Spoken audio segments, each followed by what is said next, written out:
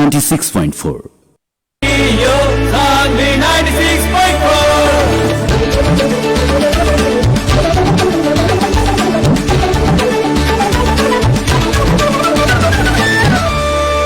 Radio Sanvi 96.4.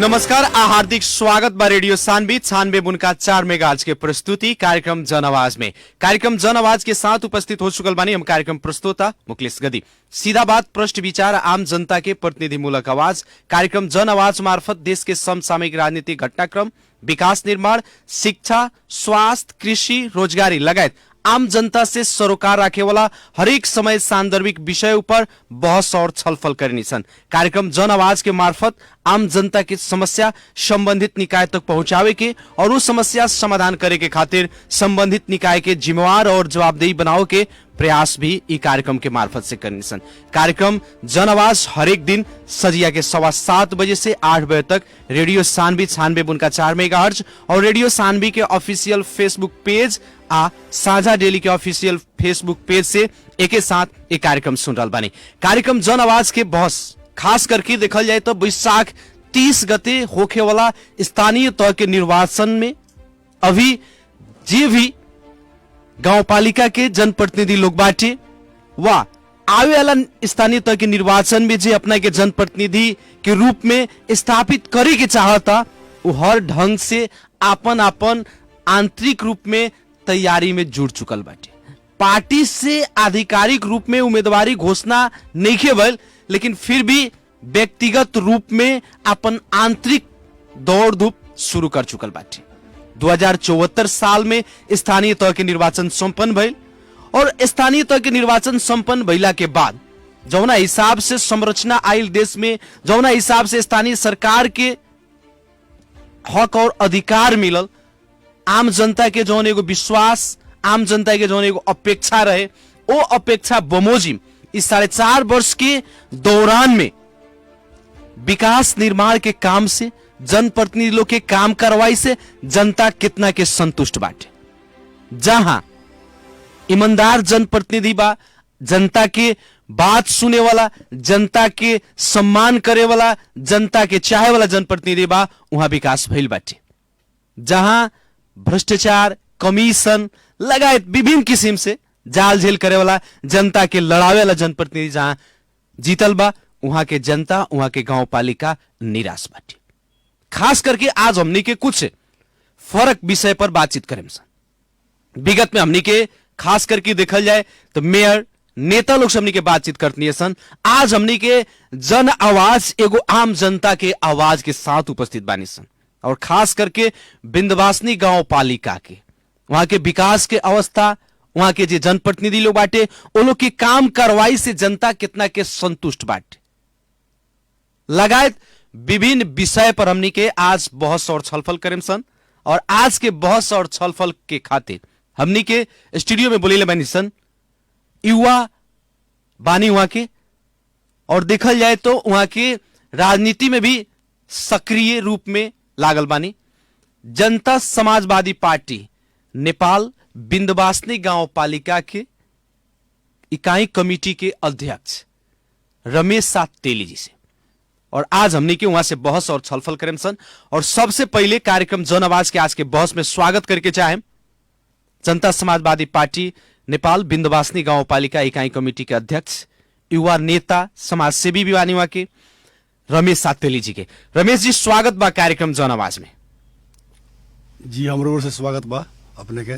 देखल जाए खास करके जी अपने पूरा रेडियो परिवार के कार्यक्रम जन आवाज के आज के बहस हमने के शुरू करे के चाहे सन, जिससे कि अभी देखल जाए आवे वाला बैसाख 30 गते स्थानीय तह के निर्वाचन के मिति घोषणा भइल बाटे। सारा लोग आंतरिक रूप में देखल जाए स्थानीय तह के निर्वाचन में लाग चुकल बाटे। बात हमने के करें सन जैसे कि इस 4.5 वर्ष के दौरान में अपने के गांव पालिका के विकास के अवस्था से का बा वहां के विकास के अवस्था? जी सर, सबसे पहले तो हम आज ये रेडियो में बैठे बानी, बड़ी भाग्य के बात बजे हमरा के बोलेले बानी। एतही से हम एगो शुभकामना देवे के चाहतानी जनता और नेतागण में होली के हार्दिक हार्दिक शुभकामना देवे के चाहतानी। तही से ओकरा बाद में हम आगे बढ़े विकास के लहर पे, जे विकास का बा केंगे बा। देखी सर, हमनी के गाँव पालिका में बहुत हिसाब से विकास बा, चारों तरफ से विकास भइल बा, चारों तरफ विकास भइल बा जी। अब जिसे की बात आ रहल बाटे कि जौना भी गांव पालिका अध्यक्ष लोग से, उपाध्यक्ष लोग से, चाहे वहां के जीतल जनप्रतिनिधि से हमनी के बात कर रहल बानी सन, त हाँ, सबसे नमूना विकास, सबसे ज्यादा विकास हमरे गांव पालिका में भइल बाटे। ये हर जनप्रतिनिधि लोग कह रहल बाटे। कहावत एगो जौन कहल जाला गांव घर में कि अहिरीन थोड़े कही कि हमार दही खट्टा बा, लेकिन जे किनेला उहे बताई, टेस्ट करी कि केकर दही खट्टा बा कि नहीं के। लेकिन अपने वहां के एगो जनता बानी, वो सक्रिय रूप से लागे वाला एगो व्यक्ति बानी। अब अपने बतावल जाओ कि विंध्यवासिनी गांव पालिका के वास्तविक विकास के अवस्था। सर, अब तो हम रेडियो से कह इतना बात कीजिए, 14 को जो स्थानीय तह बाटे, 14 स्थानीय सबसे बढ़िया विकास, बेसी विकास आ ज्यादा विकास हर एक लाइन में भइल बा विंध्यवासिनी गांव पालिका में। जबकि अगर रुआ जाके होते भ्रमण भी कर सकता नहीं, देख भी सकता नहीं। अब कहला से तो ना हुई सर। लेकिन सबसे ज्यादा विकास अपने कहनी 14 गो गांव पालिका मध्ये विंध्यवासिनी में ज्यादा विकास भइल बाटे। कौना कौना सेक्टर में विकास भइल बा, का विकास भइल बाटे, जैसे ऐसन कोनो विकास बा जौना के अपने उंगली पर गना सकत नहीं, यहाँ बतावल जाओ। जी एकदम बा। हमनी के गांव पालिका में कंस्ट्रक्शन के काम, रोड नाला के काम, ओकरा बाद में शिक्षा के विकास, स्वास्थ्य के विकास, ओकरा बाद में कृषि में भी हमनी के अपना ओर से दमकल गांव पालिका किन के, दमकल गांव पालिका अपन लगानी से दमकल किन के, पंपी सेट किन के, स्प्रे टंकी, ये सब देता है। कम से कम किसान लोग का बीउ किन के रोबुही की फ्री में वितरण करता है। का मतलब हमनी के किसान के सहानुभूति हो को हर एक लाइन से विकास हमनी के बाटे, यानी कि हर एक सेक्टर में अपने के विकास बाटे। भौतिक पूर्वाधार विकास में हम जोड़े के चाहे, हमनी के थोड़ा हर एक सेक्टर के विकास पर चलल जाओ। चर्चा जब कर रहल बानी सन, अपने वहां के स्थानीय बासिंदा बानी, खास करके रोड नाला सड़क के बात कही जाओ। वहां जैसे और सारा गांव पालिका में देखल जाता तो रोड के ढलान भी भइल बाड़े सन, नाला भी बनल बाड़े सन, माटोपुरी ग्रेवल भी भइल बाड़े सन। अपने के पालिका के अवस्था बताई, कितना सड़क ढलान भइल, कितना रोड नाला बनल, का अवस्था बा वहां? हर एक स्थानीय तौर से ज्यादा, यानी कि हमने के मान के चलिए 50% हमने के रोड नाला में लगानी बा, अब विकास बा अपने के गांव पालिका में। एकदम हर एक वार्ड में रोड नाला के विकास भइल, हर एक वार्ड में। लेकिन विकास से गौर देखल जाता कि जहां नाला की आवश्यकता बाटे वहां रोड बनल बाटे, जहां रोड की आवश्यकता बाटे वहां नाला बनल बाटे। एगो सही समुचित विकास होके के चाहिए, वैसन विकास सब नहीं करसन भइल। माटोपुरी ग्रेवल करके पैसा खाए वाला काम भइल बड़ा सन, वहां ई सब काम भइल बा कि ना? वैसे काम करने के बोल सर, जहाँ नाला के काम बता नाला के काम भइल बा, जहाँ रोड के काम बता रोड के काम भइल बा, जहाँ ग्रेवल काम बता ग्रेवल काम भइल बा। माटोपुरी ग्रेवल खाए वाला पकाए वाला काम हमने गाँव पालिका में नहीं खेबे, अपने के गांव पालिका में नहीं खेबे जी ना। अब अपने के गांव पालिका के देखल जाए, वहां के मेयर साहब के बात कही जाए, वहां के अध्यक्ष जी के बात कही जाए, अपने ही के पार्टी से निर्वाचित बानी। ऐसे अपने के पार्टी से निर्वाचित महिला के कारण से अपने ये ढंग से बात कर रहल बानी की वास्तविकता में बाटे? जी ना, ये गलती बात बा, पार्टी के बात नहीं है। एगो जनप्रतिनिधि बानी वहाँ के मतलब हर एक जनता के प्रतिनिधि बानी, आ वो हिसाब से हम कहते हैं विकास भइल बा और वो जाके अवलोकन कर सकता नहीं। लेकिन कुछ लोग के का नाम बा कि विकास से नहीं खे भइल 4.5 वर्ष के दौरान में, ये सब गलती बात है सर, एमे सत्यता नहीं खे। नहीं विकास भइल बाटे, जनता जेकरा खातिर मने जावना कामला जितैलक जी जी ओ अनुसार के वहां विकास के काम सब भइल बाड़सन विंध्यवासिनी गांव पालिका में। भइल बा। शिक्षा के बात कल जाओ थोड़ा, हमनी के देखल जाए स्थानीय सरकार के मातहत में भी शिक्षा आ चुकल बाटे, और खास में विगत में जौना बेरा जनप्रतिनिधि विहीन अवस्था रहे, वो अवस्था के तुलना अभी के अवस्था में कल जाए जौना बेरा अभी जनप्रतिनिधि लोग बाटे, करोड़ों बजट हर एक सेक्टर में लगानी हो रहा बाटे, तो अपने का फर्क पहले बानी शिक्षा के क्षेत्र में? शिक्षा के क्षेत्र में कह मतलब हमनी के एगो गोरदौल गांव में 8 क्लास जौन स्कूल एगो रहे ओकरा 10 क्लास बनावल गईल। ओकरा बाद में हरेक इस गांव में जौन स्कूल बाटे विद्यालय बाटे उनमें भवन निर्माण चाहे जौन भी सुविधा चाहिए स्कूल में कौन कमी बेसी बा ओकरा के हरेक चीज से पूरा कईल बा। जी, यानी कि भौतिक संरचना से लेकर के स्कूल के माने विद्यालय सबके शैक्षिक वातावरण विकास के खातिर गतिविधि वहाँ बजट भी देहल बाटे गाँव पालिका के तरफ से। जी जी पूर्ण दल बाटे। अब रहल बात हमनी के शिक्षा में देखल जाए तो अभियो खास करके बहुत सारा कमी कमजोरी सब बाड़सन, उ कमी कमजोरी के हटावे के खातिर गांव पालिका के जौन एगो अभियान भी बाटे और गांव पालिका के जौन लगानी बाटे उ लगानी सार्थक भइल बाटे। भइल बा सर। गांव पालिका के लगानी सार्थक बाटे। गांव पालिका से जौन भी बजट छुटियावल बा जौन भी योजना देहल बा शिक्षा में उ ओकर पूर्ण रूप से उपभोग शिक्षा में हो रहा बाटे और वहां के अवस्था शिक्षा के अगर बात कही जाए तो संतोषजनक बाटे। एकदम बढ़िया बात बताइए। अब रहल बात हमनी के बात कर रहे सन अब स्वास्थ्य के क्षेत्र में। स्वास्थ्य के अवस्था का बाटे बतावल जाओ। स्वास्थ्य के सब अवस्था ऐसे बाकी दवाई जौन औषधि भेला औषधि किनल जाला गौपालिका से किन के हरेक वार्ड में जौन हेल्थ सेंटर बा तहाँ हमनी के बांटल जाला। जे भी आवला ओकरा सुविधा दियाला जैसे टीका भी लगावा कोई खोप सब लगावा सब गाँव में घूम के डॉक्टर लोग करबे करेला लोग उनमें कौन प्रकार कमी बेसी नहीं है। अब जैसे की बात आ रहा बाटे खास करके स्वास्थ्य सेक्टर में देखल जाए हरेक स्थानीय तौर के हम बात करे के चाहे एगो बिंदवासनी गांव पालिका के ना आम जनता के गुनासों काटी बाटे कि अस्पताल सब में दवाई किनाला। अपने भी कहनी है कि गांव पालिका से दवाई किनाता, लेकिन कुछ डॉक्टर लोग जो बाटे अपन क्लिनिक में अस्पताल के दवाई ले जाला लेकिन वह आम जनता जाई ओकरा दवाई ना मिलेला ना। वैसे कोनो बात नहीं है। हमने के जौन गौपालिका के जौन भी डॉक्टर बा लोग वो कहूँ भी क्लिनिक खोलना नहीं खेल लोग ना क्लिनिक में ले जाला लोग। जौन भी दवाई होला वो जनता के लगन पुगला आ सही उपयोग ओकर होला। जी, अब जैसे कि खास करके देखा जाए अपने के गांव पालिका में एम्बुलेंस भी बाटे। एम्बुलेंस के सेवा प्रवाह कैसन बाटे? जी एम्बुलेंस के सेवा प्रवाह ई बार जौन की अस्पताल के एम्बुलेंस बा ओकर भाड़ा बा हमनी 1500। जी आ हमनी के हरेक गांव से लेके जाइला ओकरा डिस्काउंट बा 700 रुपया लागेला। आ 700 रुपया ले जाके विरोध में कोनो हॉस्पिटल में ले जाई कोनो दिक्कत नहीं है। जी, यानी कि जौन वहाँ के एम्बुलेंस बाटे वहाँ के जनता के खातिर सहूलियत दर में उपलब्ध करावल जाता है। एकदम ओकरा से वहाँ के जनता लाभान्वित बाटे। एकदम बाटे। अब रहल बात हमनी के थोड़ा अब कृषि पर बात कइल जाओ। हमनी कृषि प्रधान देश में बानी सन, ओमे खास करके तराई आ तराई में हमनी के मध्य प्रदेश आ ओहू में बिंदवासनी गांव पालिका देखल जाए तो एगो कृषि के पॉकेट एरिया वहाँ 90% लोग कृषि पर आधारित बाटे।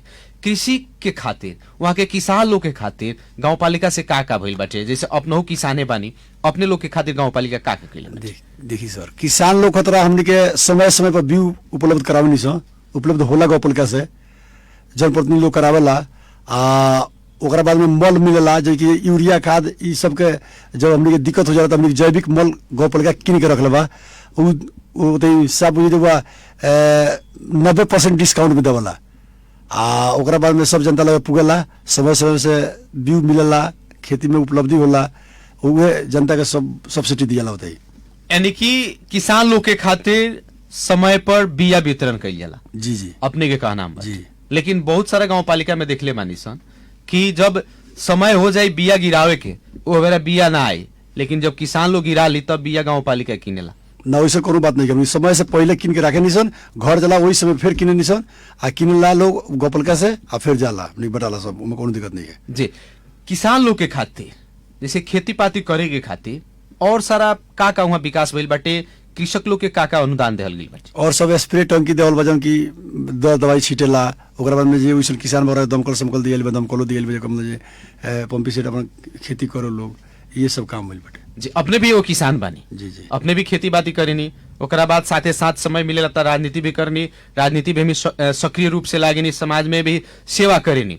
और रहल बात हमनी के जनता के जौन एगो चाहना रहे वो अपने के भी चाहना रहे जौना बेरा नया संरचना आइल देश में स्थानीय तह के स्थापना भइल और खास करके 2074 साल में जब शुरू में चुनाव भइल जनता के एगो जौन एगो अपेक्षा रहे एगो जनता के जौन उमंग रहे ओ उमंग बमोजिम ओ जनता के जनभावना में बमोजिम का वहाँ के विकास निर्माण से जनता संतुष्ट बाटे अपने के गाँव पालिका? जी एकदम हम ई बात कहे के चाहेम जे जनता जौना हिसाब से लागल रहे, जौना हिसाब से मेयर के जितैलक, ओ तो के अध्यक्ष के जितैलक, ओ हिसाब से विकास भइल बा। काहे जनता बिना स्वार्थ के लागल रहे, निस्वार्थ बिना पैसा खर्चा कइले हमनी के मेयर साहब जीतल बावन, अध्यक्ष जी जीतल बावन, आ सब बेफिक्री से विकास होते भइल बाटे। अपने भी वहाँ के स्थानीय वासी बानी, अपने कितना के संतुष्ट बानी? हम भी ना 100 में 100 संतुष्टि बानी। एकर कारण एकर आधार का बाटे? कारण में विकास देखे के मिलता है, चारों तरफ विकास देखे के मिलता है। हमनी गुनासो नहीं के जहाँ हे गाँव में विकास ना भइल, हो गाँव में विकास ना भइल, चारों ओर से विकास भइल बाटे।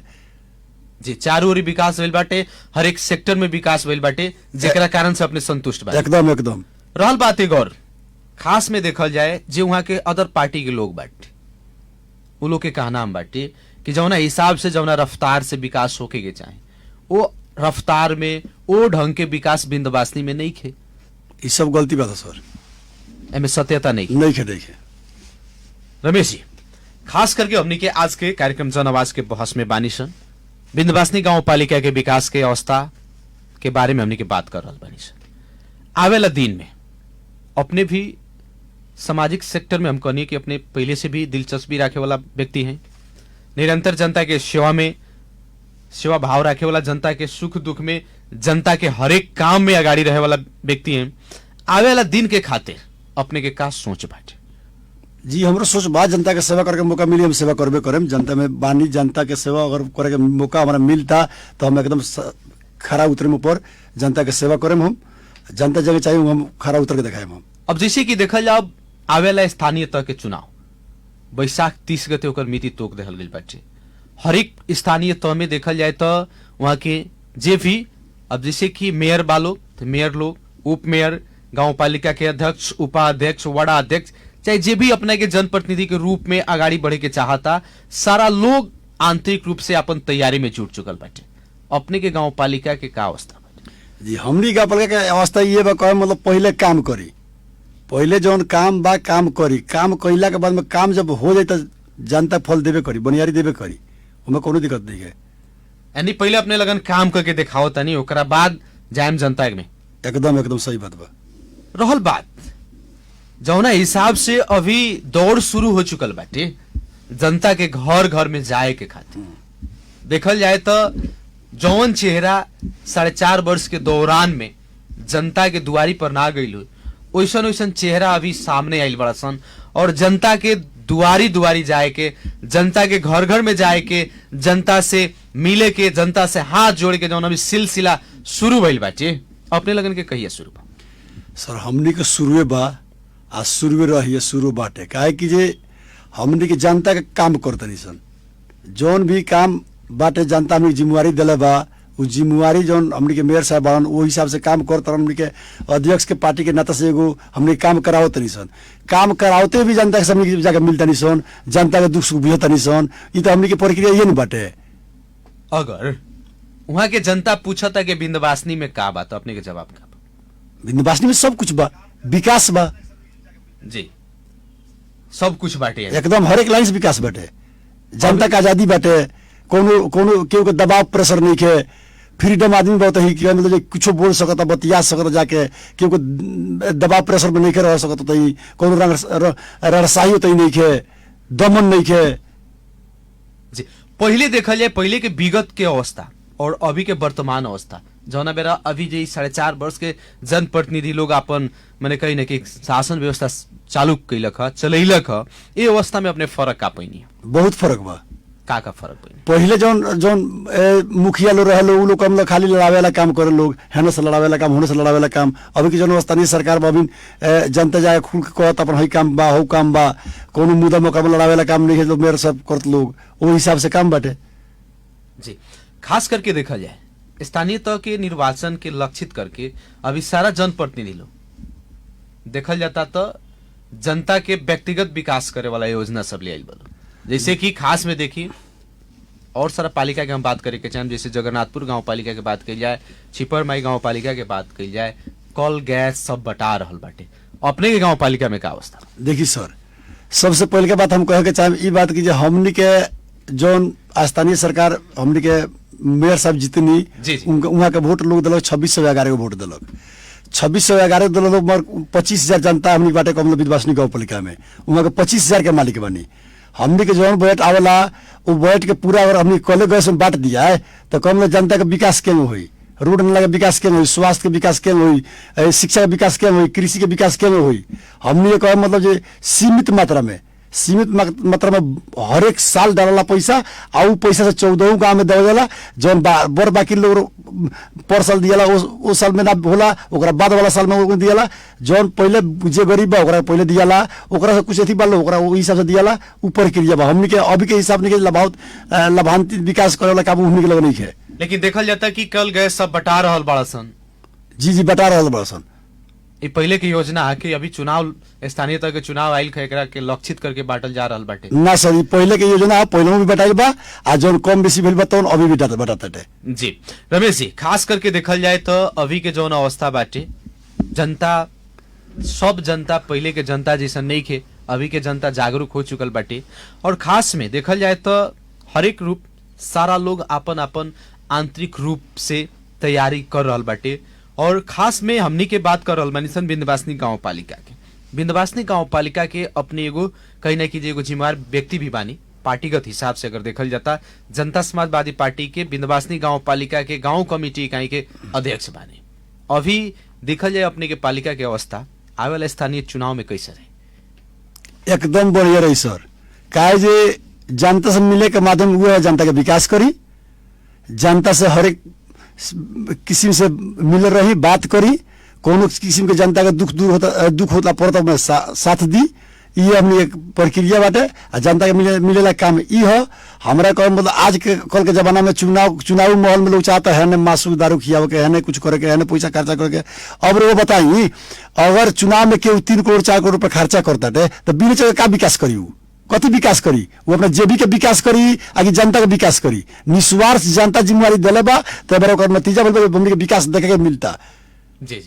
बिना भी निस्वार्थ जनता अगर साथ देता रहे तो फिर विकास से बेसी देखे के मिली ये हमें कहते हुए हमारे रिक्वेस्ट अभी लेकिन अभी के अवस्था में देखल जाए तो बिना पैसा के बिना खर्चा के चर्चा नहीं के ना बाटे एकदम सब पैसा फीका बा सर जे काम कैले बा विकास कैले बा जनता से मिलल बा जनता के जुग में घूमल बा ओकरा बिना पैसा के चर्चा बा चर्चा बा एकदम चर्चा बा 100% चर्चा बा यानी कि अपने सही काम कैले बानी जनता के हित में काम कैले बानी जनता के सुख दुख में अपने सहभागी भइल बानी जनता के बात सुनले बानी जनता के हर एक हिसाब से अपने काम लागल बानी तो जनता अपने के बिना खर्चा के अपने के चर्चा कर एकदम हमनी के मेयर के जो गाड़ी में स्कॉर्पियो में गांव पालिका के गाड़ी बा उ गाड़ी में एम्बुलेंस कनिए बना के जनता के हमनी के हॉस्पिटल पहुंचले बनी सन उ जनता काहे ना साथ दी निस्वार्थ भावना से काम कैले बनी सब विकास कैले बनी सब हर एक जगह से रोड से जोड़ दिले बनी सब हर एक जगह पर जहाँ सदियों से नाला रह पानी के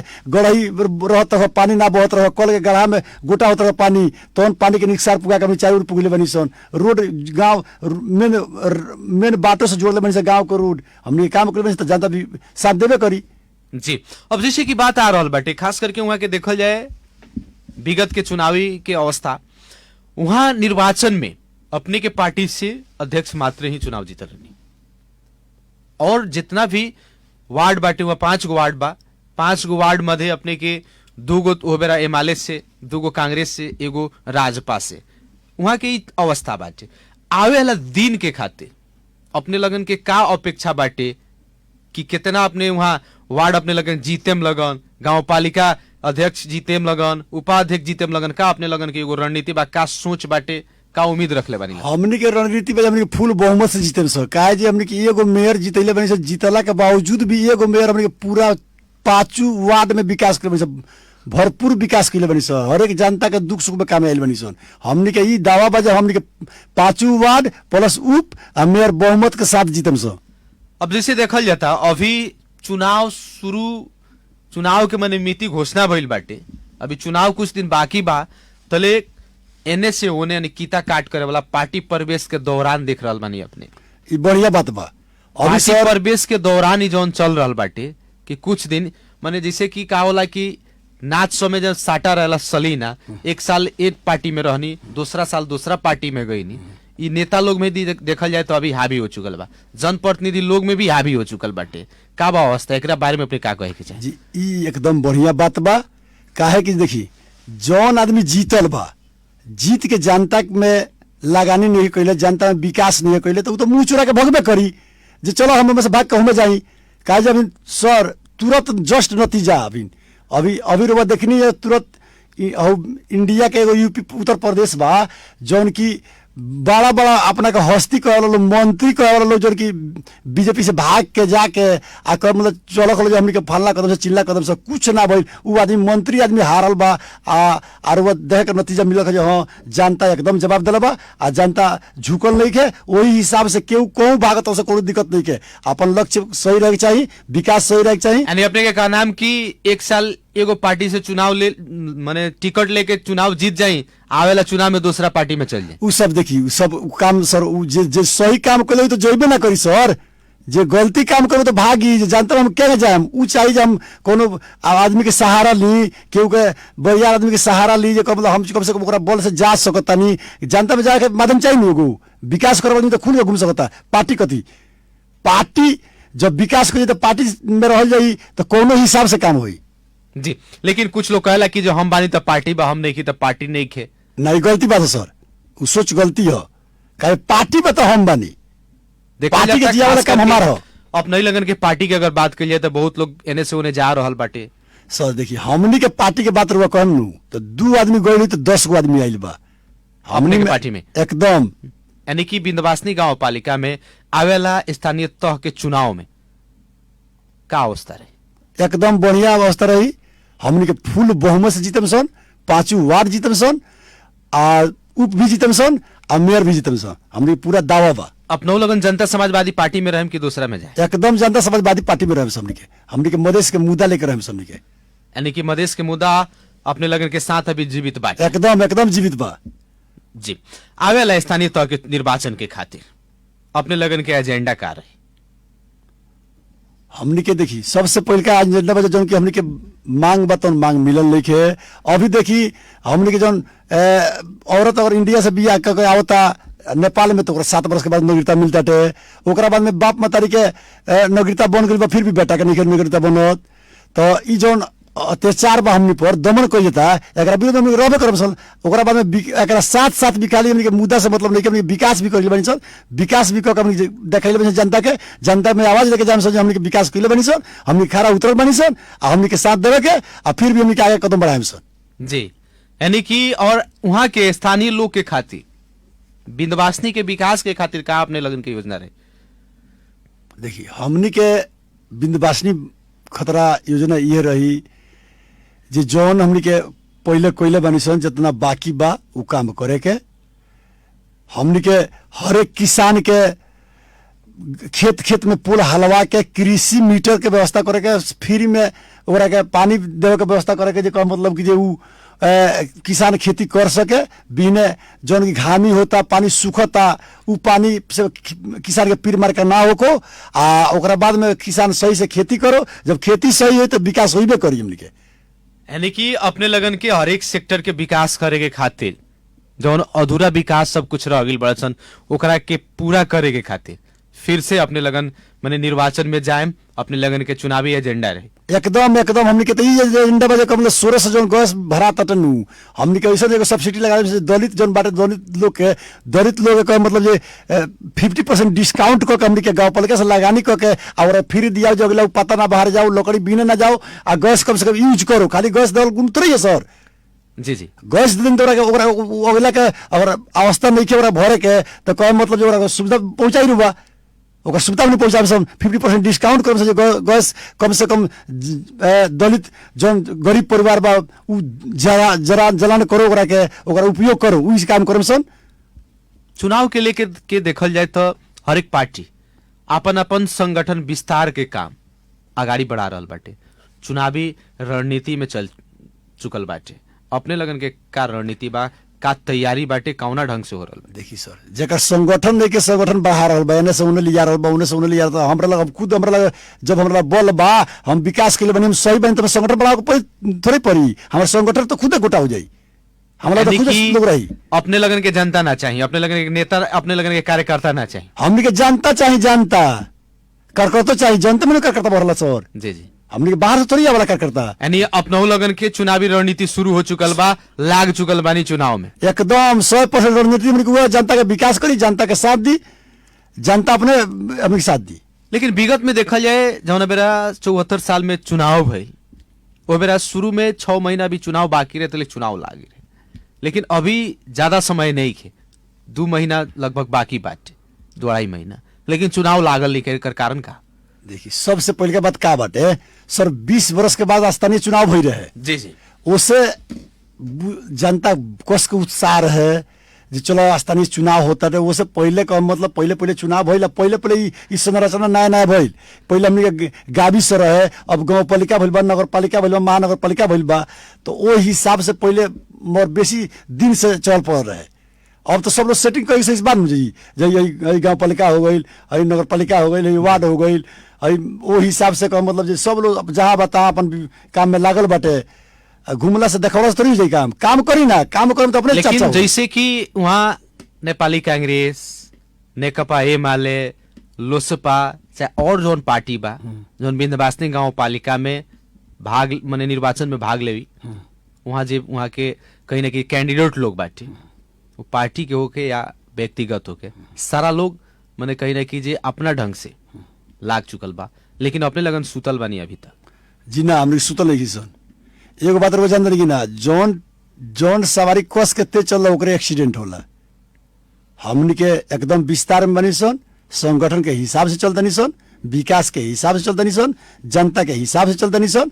हमनी के जनता में एकदम 24 घंटा 24 आवर बनी सन। हमनी के जी, खास करके हमनी के कार्यक्रम जन आवाज के बहस और छलफल के अंत में बानी सन। आम जनता से, अपना विन्ध्यवासिनी गांव पालिका के जनता से का कहे के चाहे? सबसे पहले देखिए, फिर एक बार कहे के चाहे हम जे कहे मतलब जी हमरा विन्ध्यवासिनी गांव पालिका चाहे हर एक जनता में हम ई कहे के चाहे जे सबसे पहले हमनी से सबसे हिंदू के बड़का पर्व ई कहे मतलब होली हो। हमनी के उमंग के एगो चीज हो। हमनी के में बेसी मदिरा शराब सेवन ना कह के मतलब हमनी के बढ़िया खुशी से हमनी के ई होली मनावल जाम। आई देश विदेश में जितना भी लोग बा हमनी के नेपाल के ओकरा हम शुभकामना देवे के चाहेम। सब लोग के ई बात यहाँ से कहे के चाहेम जे हाँ बढ़िया से रही लगी, खुशहाली रही लगी, होली निमन से मनाई लगी। ओकरा बाद में तो राजनीतिक बोल रही बाटे। जी चलिए, इतना व्यवस्था के बावजूद अपने समय देनी कार्यक्रम जन आवाज के खातिर और जाते जाते अपने के भी आवेला होली के ढेर सारा शुभकामना बाटे। जी, हमरो ओर से रोलन के समस्त रेडियो परिवार के बहुत बहुत शुभकामना बा। आई बहुत खुशी के बात बे जो हमनी के कम से कम बुला के हमरा के बुला के भाई ई सब वार्तालाप करैनी, आई जनता के सुनैनी, ई बहुत बहुत बधाई बा अपने के। बहुत बहुत धन्यवाद।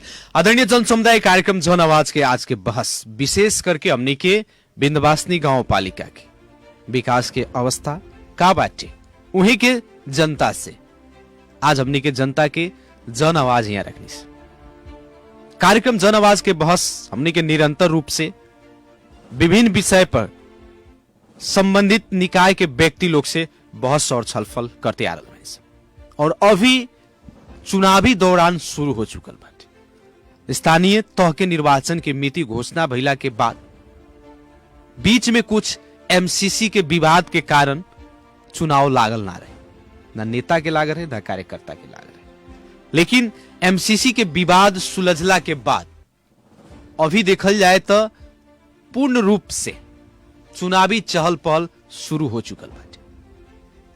आवे वाला होली में पूर्ण रूप से लागत है कि हमनी के मध्य प्रदेश में, हमनी के पर्सा जिला में चुनाव के बिगुल फूका जाए और आम जनता से यह निहोरा बाटे कि विगत में जौना हिसाब से जैसे अपने मतदान कैनी बिना लोभ लालच, बिना कौनो कहीं ना कीजिए प्रलोभन में पड़ के सही व्यक्ति के छनौट करी, काहे कि अपने के एक दिन के मतदान से वो 5 बरस के सवाल बाटे।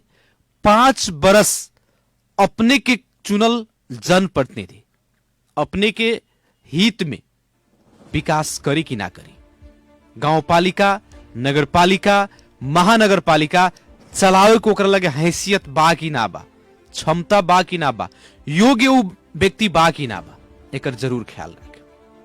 और जे सही काम कैले बाटे ओकरा के चांस भी देवे के पड़ी, लेकिन जे काम नहीं के कैले ओकर कोनो अब जरूरत भी नहीं के, काहे कि ओकरा के भ्रष्टाचार करे खातिर, अनियमितता करे के खातिर, कमीशन खाए के खातिर, जनता के कर के पैसा धुआं में उड़ाओ के खातिर ओकरा के फिर से जिताओ के नहीं। हमनी के निरंतर जन आवाज के बहस मार्फत आम जनता से हमनी के यह निवेदन करता नहीं सर कि सही समय पर सही व्यक्ति के सही जगह पर पहुंचावे के चाहे। अगर वो व्यक्ति जनता के जन भावना बमोजिम काम नहीं के करत तो वही खातिर 5-5 बरस पर चुनाव के एगो प्रक्रिया बाटे, ताकि एक एक व्यक्ति कोनो भी पद पर रह जाए तो ओकरा में निरंकुशता आ जाला। ऐसे 5 बरस के समय दहल बाटे कि 5 बरस पर जो परिवर्तन हुई, व्यक्ति भी परिवर्तन हुई, सिस्टम परिवर्तन हुई, वहां के विकास करे के शैली परिवर्तन हुई। और देखल जाए तो आम जनता के जोन एगो जनप्रतिनिधि छाने के एगो मौका मिलेला, ये बहुत बड़ा ऑफर भी बाटे। आवेला स्थानीय तह के निर्वाचन में बहुत सारा कैंडिडेट, बहुत सारा नेता लोग अपने के सामने आई।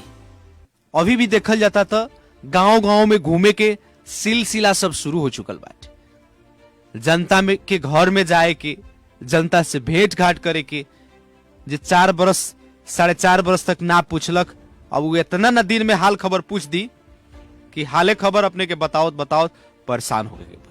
तो ऐसे विभिन्न समय में देखल गई बाटे चुनाव में जनता लोग एजेंडा ना देखेला।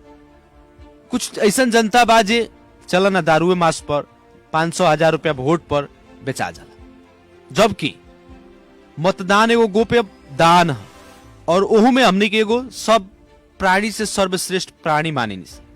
एबेरा पशु के बात कही जाए, ओकनी के अलग अपन अपन मोल बा, लेकिन ओकनियों से कम मोल भाव में हमनी के बेचा जानी सा। क्षणिक स्वार्थ में पड़ के 2 टीका मांस आ दारू के चक्कर में 2,000 रुपया 500 के लालच में पड़ के 5 बरस खतीरा अपन जनमत बेच देवनी। ऐसे आवेला दिन के निर्वाचन में ऐसा मत करी। जे अपने के खातिर, अपने के समझले बा, अपने के इज्जत कैले बाटे, अपने ला विकास कैले बाटे, ओकरा के आगे ले आओ के पड़ल, ओकरा के फिर से एक बार मौका देवे के पड़ल। कार्यक्रम जन आवाज के मार्फत हमने के यह कहे के चाहे सन आवेला दिन में निरंतर हमने के बहस जारी बाटे। आम जनता के भी आवाज ये जन आवाज के मार्फत से एगो प्रतिनिधि मूलक आवाज बन के हमने के संबंधित निकाय लोग से बहस और छलफल करनी सन। कार्यक्रम जन आवाज के आज के बहस और छलफल सुननी, एक अपने लोग के बहुत बहुत धन्यवाद देवे के चाहे। विशेष धन्यवाद प्राविधिक मित्र अनर्जित यादव जी के देते हुए कार्यक्रम जन आवाज के आज के बहस और छलफल से हम कार्यक्रम प्रस्तोता मुकेश गदी आज के खातिर विदा चाहत बानी। प्रणाम।